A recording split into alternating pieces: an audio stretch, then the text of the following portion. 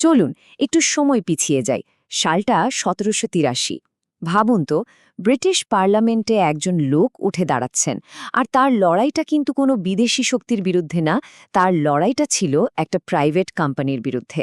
হ্যাঁ, ঠিকই শুনছেন, একটা কোম্পানি যেটা কিনা আস্ত একটা উপমহাদেশ শাসন করছিল। আজকের গল্পটা ঠিক সেই মুহূর্তটা নিয়ে। এডমন্ড বার্কের নিজের মুখেই শোনা যাক। এই একটা লাইনেই কিন্তু পুরো ব্যাপারটা পরিষ্কার হয়ে যায়।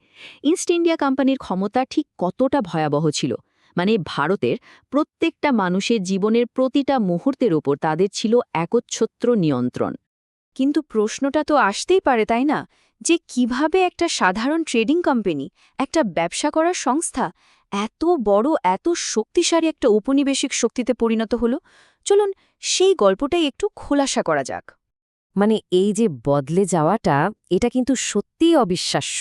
ভাবুন, ১৬০০ সালে রানী এলিজাবেথ ওদেরকে চার্টার দিয়েছিলেন শুধু ব্যবসা করার জন্য, মশলা, রেশম, চা এসব কেনাবেচা করবে। আর সেখান থেকে মাত্র ১৮০ বছরের মাথায় সেই একই ব্যবসায়ীরা একটা বিশাল দেশের রাজা হয়ে বসল। তাদের নিজস্ব সেনাবাহিনী, নিজস্ব শাসন, সব কিছু।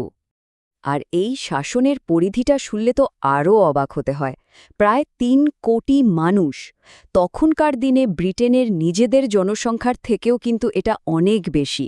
সো বোঝাই যাচ্ছে এটা আর কোনো সাধারণ ব্যবসা ছিল না, এটা ছিল আক্ষরিক অর্থেই একটা সাম্রাজ্য।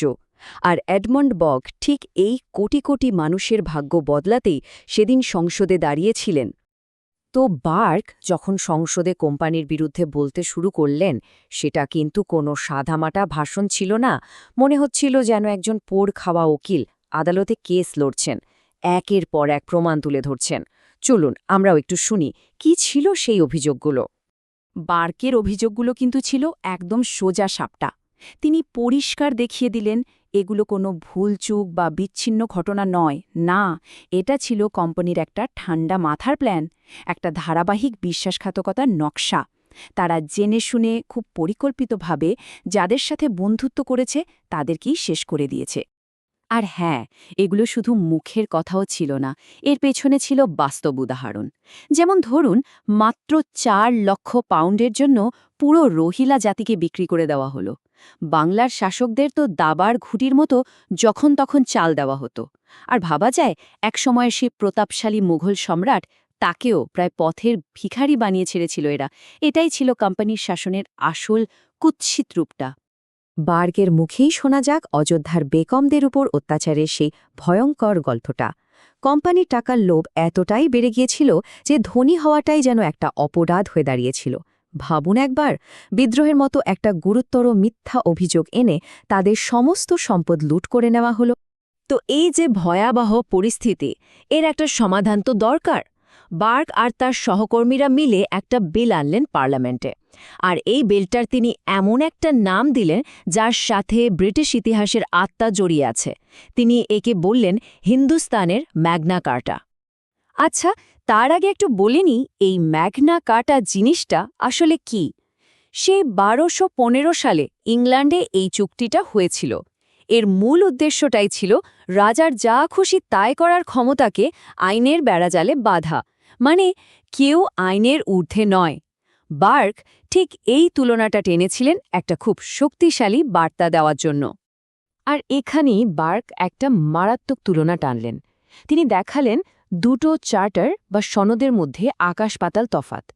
একদিকে ইংল্যান্ডের ম্যাগনা কার্টা, যার জন্মই হয়েছিল ক্ষমতাকে লাগাম পরানোর জন্য, আর অন্যদিকে ইস্ট ইন্ডিয়া কোম্পানির চার্টার, যেটা তৈরি করা হয়েছে লাগামহীন ক্ষমতা দেওয়ার জন্য। একটা একচেটিয়া আধিপত্য ভাঙতে চেয়েছিল, আর একটা তৈরি করতে। মানে ব্রিটিশ আইনি ঐতিহ্যের কি চরম অপমান, তাই না? বার্কের নিজের কথাতেই তার আসল উদ্দেশ্যটা একদম পরিষ্কার। তিনি এটাকে শুধু একটা মামুলি আইন হিসেবে দেখছিলেন না, না, তার চোখে এটা ছিল হিন্দুস্থানের কোটি কোটি মানুষের জন্য অধিকার আর ন্যায় বিচারের একটা নতুন দলিল। সত্যি বলতে এটা ছিল একটা বৈপ্লবিক চিন্তা। ব্যাপারটা কিন্তু শুধু রাজনৈতিক মারপ্যাচের মধ্যে সীমাবদ্ধ ছিল না, এর গভীরে ছিল একটা খুব বড় নৈতিক প্রশ্ন। বার্ক এমন একটা প্রশ্ন তুলেছিলেন যা সাধারণত ক্ষমতার অলিন্দে কেউ শুনতে চায় না, আর সেই প্রশ্নটা আজও আমাদের ভাবায়। আর সেই মূল প্রশ্নটা ছিল, একটা কোম্পানিকে ব্যবসা করার জন্য যে অধিকার বা চার্টার দেওয়া হয়, সেটা কি লক্ষ লক্ষ মানুষের মানবিক অধিকারের থেকেও বড় হতে পারে? ভাবা যায়? এই প্রশ্নটাই তিনি ছুড়ে দিয়েছিলেন গোটা পার্লামেন্টের দিকে। আর মজার ব্যাপার হলো, কর্পোরেট রেসপন্সিবিলিটি নিয়ে এই একই বিতর্ক কিন্তু আজও চলছে। এই কথাটা শুনুন, কি মারাত্মক শ্লেষ! বার্গ বলছেন, বিদেশি শত্রুরা এসে যে ক্ষতি করেছে তার থেকেও অনেক বেশি সর্বনাশ করেছে আমাদের দেওয়া সুরক্ষা। ওটা ছিল শত্রুতা, আর এটা আমাদের বন্ধুত্ব। মানে কোম্পানির এই তথাকথিত বন্ধুত্বই আসলে ভারতের জন্য ছিল সবচেয়ে বড় অভিশাপ।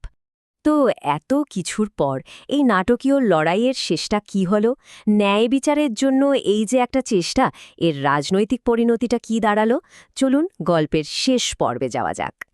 ফলাফলটা ছিল একই সাথে আশা আর হতাশার। বার্কের ওই অকাট্য যুক্তির জোরে বিলটা কিন্তু হাউস অফ কমন্সে পাস হয়ে গিয়েছিল, যেখানে সাধারণ মানুষের প্রতিনিধিরা বসেন। কিন্তু আসল বাধাটা এলো হাউস অফ লর্ডসে। সেখানে তো সব অভিজাতার জমিদারদের ভিড়, আর সেখানেই ক্ষমতা আর ব্যক্তিগত স্বার্থের কাছে ন্যায় বিচারের এই মহৎ প্রচেষ্টাটা হেরে গেল। তার মানে বিলটা তো ফেল করলই, আর এর জেরে পুরো সরকারটাই পড়ে গেল। কিন্তু বার্কের তোলা সেই আওয়াজটা পুরোপুরি বৃথা যায়নি। তিনি দুর্নীতির যে পর্দা ফাঁস করেছিলেন, সেটাই কিন্তু ভবিষ্যতের জন্য সংস্কারের একটা বীজ বুনে দিয়ে গেছিল। কারণ একটা সত্যি কথা কি জানেন, ন্যায় বিচারের পক্ষে তোলা আওয়াজ কখনো পুরোপুরি হারিয়ে যায় না। এই পুরো আলোচনাটা শেষ করার আগে বার্কের তোলা সেই মূল প্রশ্নটাতেই ফিরে আসি। যখন একটা দেশের লাভ বা মুনাফা লক্ষ লক্ষ মানুষের কষ্টের বিনিময়ে আসে, তখন সেই মুনাফাটা কি একটা নৈতিক অপরাধে পরিণত হয় না? এই প্রশ্নটা 18 শতকের মতো আজও কিন্তু ঠিক ততটাই সত্যি।